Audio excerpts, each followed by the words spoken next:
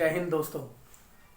इस ब्रह्मांड का प्रत्येक इंसान, प्रत्येक जीव जंतु इस दुनिया में जो भी है वो केवल एक ही चीज़ के बारे में सोच रहा है। इस दुनिया में जो भी पैदा हुआ है और जिसकी मृत्यु हो रही है उसका प्रत्येक क्रियाकलाप, प्रत्येक एक्टिविटी केवल एक ही बात पे डिपेंड है, एक ही ओर वह जा रहा है, उसके जीवन का एक ही उद्देश्य है जिसके बारे में आज हम बात कर रहे हैं।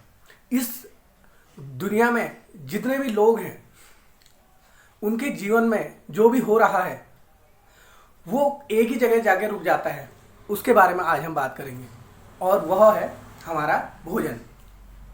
आज हम भोजन के बारे में बात करेंगे और जो भोजन है, भोजन कैसे हमें पचता है उसके बारे में बात होगी।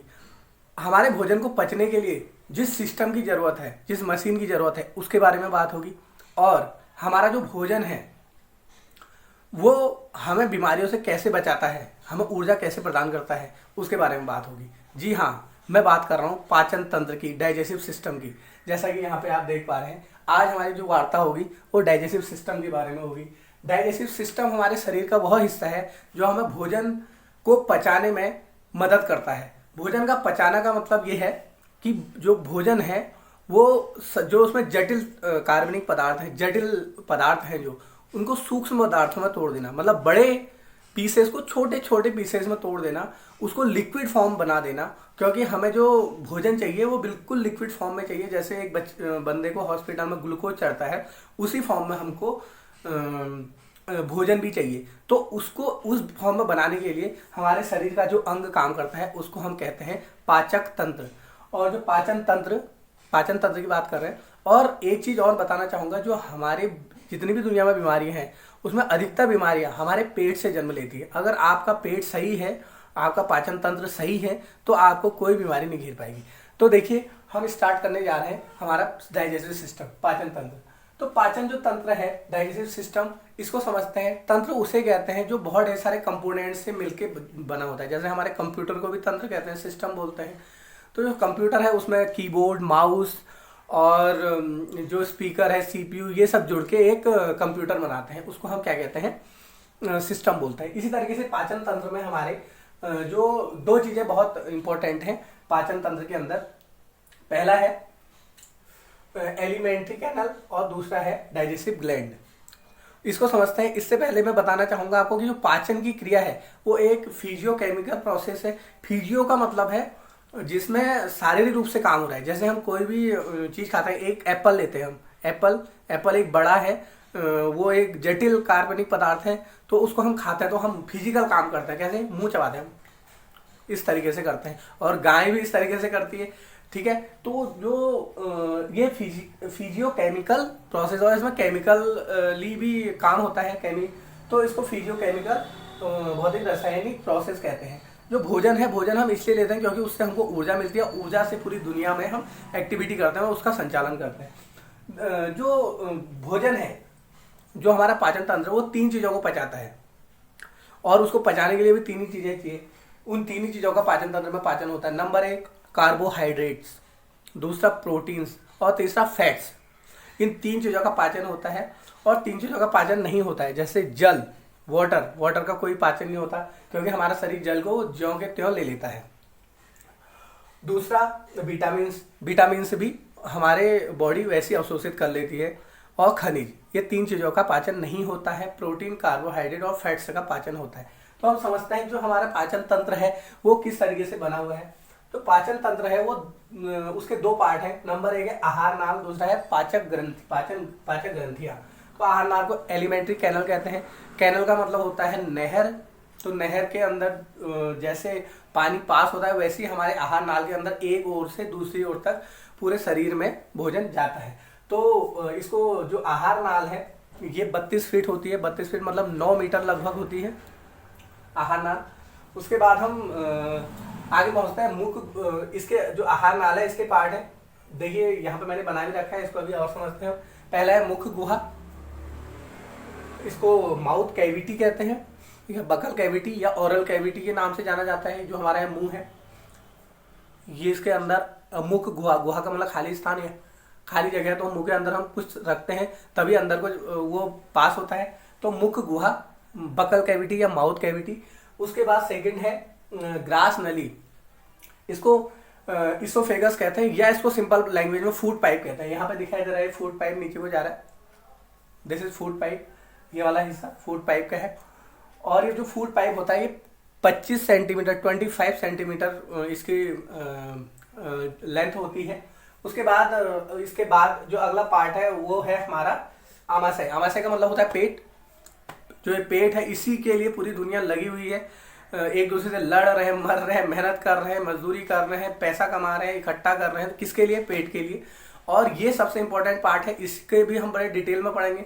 आमाशय, इसको जो अंदर, जो पेट का अंदर का भाग है उसको आमाशय कहते हैं, जो बाहर का भाग है उसको उदर कहते हैं। जैसे लंबोदर, लंबोदर उदर लंबा है, उदर जिसका पेट बहुत बड़ा है। जैसे देखिए, पहचानिए कौन? गणेश भगवान, उनका पेट बहुत बड़ा है, लंबोदर कहते हैं उनको। तो लंबोदर मतलब उदर का मतलब पेट, पेट बाहर का हिस्सा उदर और अंदर का हिस्सा आमाशय, इसको अंग्रेजी में स्टमक बोलते हैं।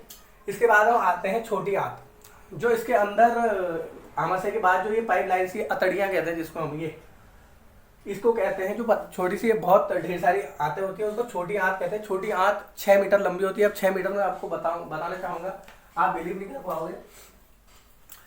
जो ये है, ये रॉड 1 मीटर की है, तो ऐसी 6 रॉड है। अब 6 रॉड है हमारे पेट के अंदर है, लेकिन वो इस फॉर्म में नहीं है। वो किस फॉर्म में है? वो घूमी हुई है, बहुत ढेर सारी। तो घूमी हुई है इसलिए वो 6 मीटर हमारे पेट में एडजस्ट हुई है इसके अंदर।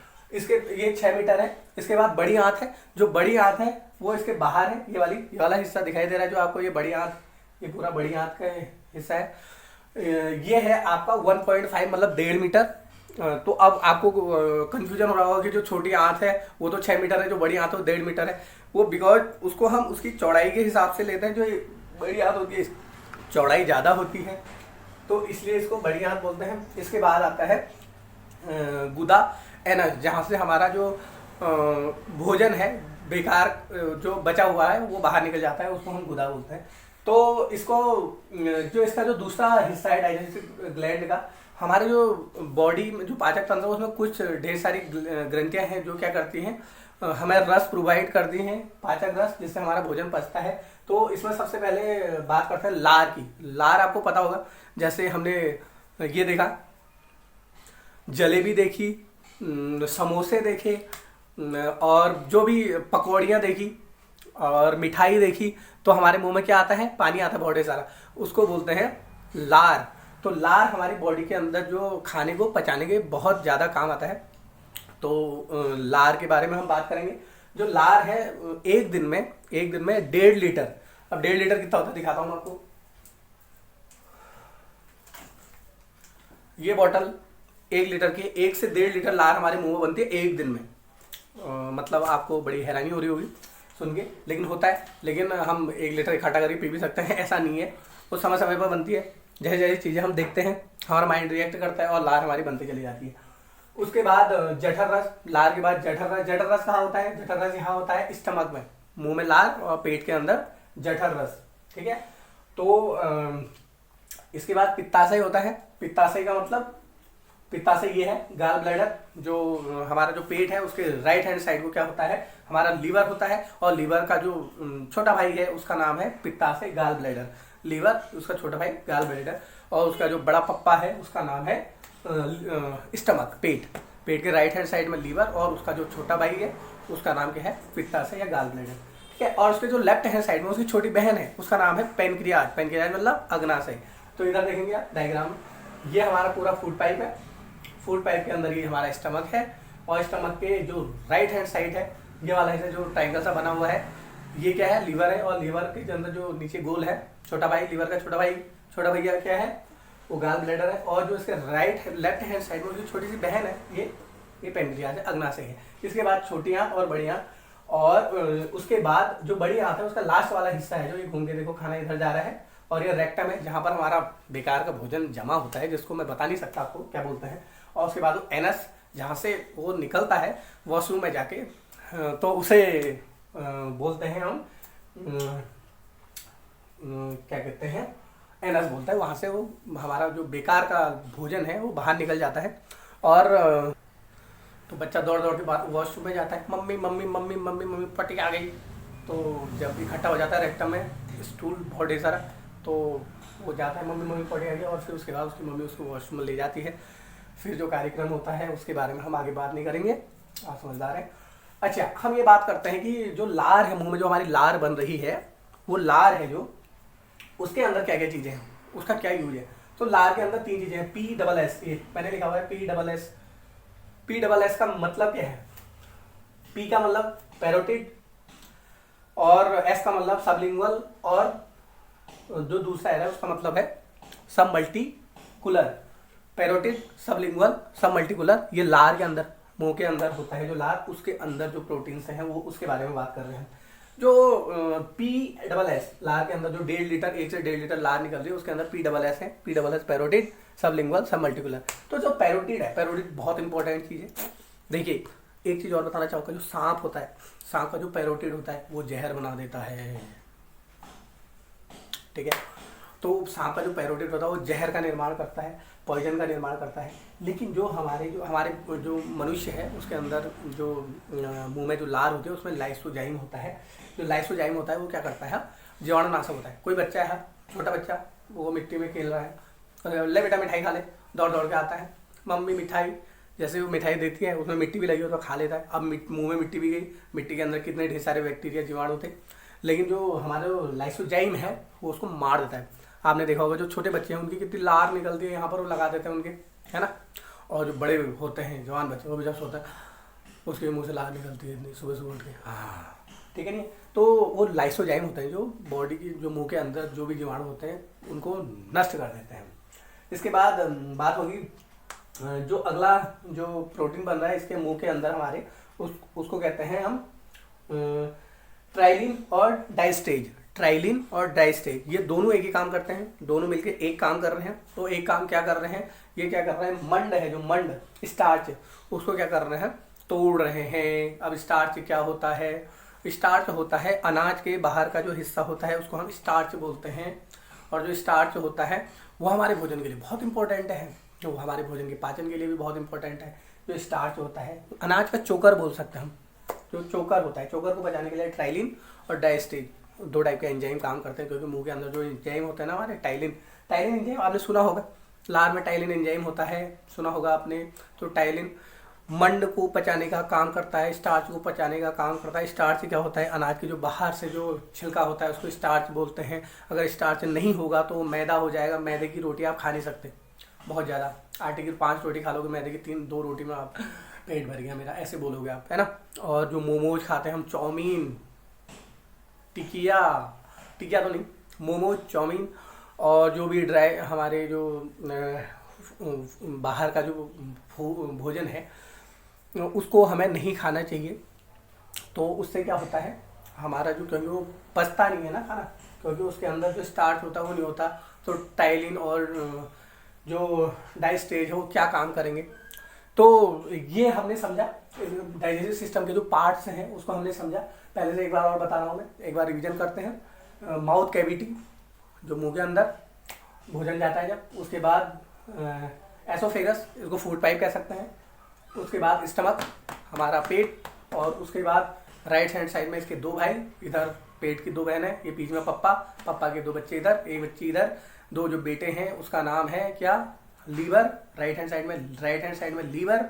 और दूसरा भाई क्या बताया था मैंने, बोलिए, लीवर के साथ पेनक्रियाज, नहीं सॉरी, लीवर के साथ गाल ब्लैडर, पित्ता से ही बोलते हैं, जिसका पित्त रस निकलता है, उसको हम डिटेल में अभी बात करेंगे। और जो लेफ्ट हैंड साइड में हमारा पेनक्रियाज, ठीक है। उसके बाद हमारा स्मॉल स्टेंटाइन, फिर लार्ज स्टेंटाइन, और मतलब छोटी आंत, बड़ी आंत, और उसके बाद हमारा रेक्टम, और फिर एनस। और जो मैं एक चीज़ और बताना चाहूँगा, ये जो उंगलियां हैं ना, ऐसी उंगलियां हमारे पेट में भी है, छोटी आंत के अंदर भी ऐसी उंगलियां हैं, उनको क्या कहते हैं, विली कहते हैं, विली, ऐसे उंगलियां। तो जो उंगली टाइप की जो हमारी संरचना है वो होती है छोटी आंत, मतलब हमारी जो स्मॉल इंटेस्टाइन है उसके अंदर होती है, ठीक है। और वो क्या काम करती है, वो ये काम करती है जो भोजन है उसको अवशोषित कर लेती है, विली, ठीक है।